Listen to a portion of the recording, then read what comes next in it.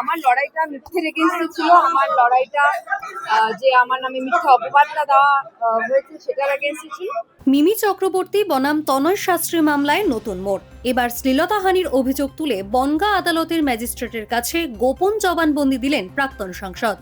আদালত থেকে বেরিয়ে আবারও তনয় শাস্ত্রীর বিরুদ্ধে ক্ষোভ উগরে মিমি জানান, তাকে যে মিথ্যে অপবাদ দেওয়া হয়েছে তার বিরুদ্ধে লড়ছেন তিনি। বনগাঁ আদালতে বিচারকের সামনে গোপন জবানবন্দি দিয়ে বেরিয়ে যাওয়ার সময় এমনই দাবি করলেন টলিউড অভিনেত্রী ও প্রাক্তন সাংসদ মিমি চক্রবর্তী। তিনি বলেন, আমার লড়াই মিথ্যার বিরুদ্ধে।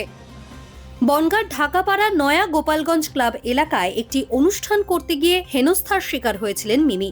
তিনি অনুষ্ঠানে অন্যতম উদ্যোক্তা তনয় শাস্ত্রীর বিরুদ্ধে অভিযোগ করেন।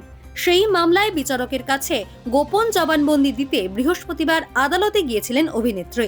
আদালত চত্বরে অভিনেত্রীকে এক নজর দেখতে সাধারণ মানুষ ও আইনজীবীদের মধ্যেও উৎসাহ লক্ষ্য করা যায়। আদালত থেকে বেরিয়ে ফের তনয় শাস্ত্রীর বিরুদ্ধে ক্ষোভ উগরে দেন তিনি।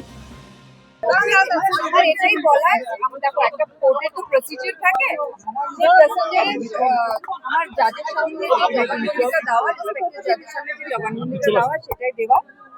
আর আমার লড়াইটা মিথ্যের এগেইনস্টে ছিল। আমার লড়াইটা যে আমার নামে মিথ্যা অপবাদটা দেওয়া হয়েছে সেটার এগেইনস্টে ছিল, আর সেটার এগেইনস্টে আমার লড়াই চলছে। তনয় শাস্ত্রী বলছেন যে শেষ দেখে ছাড়বে।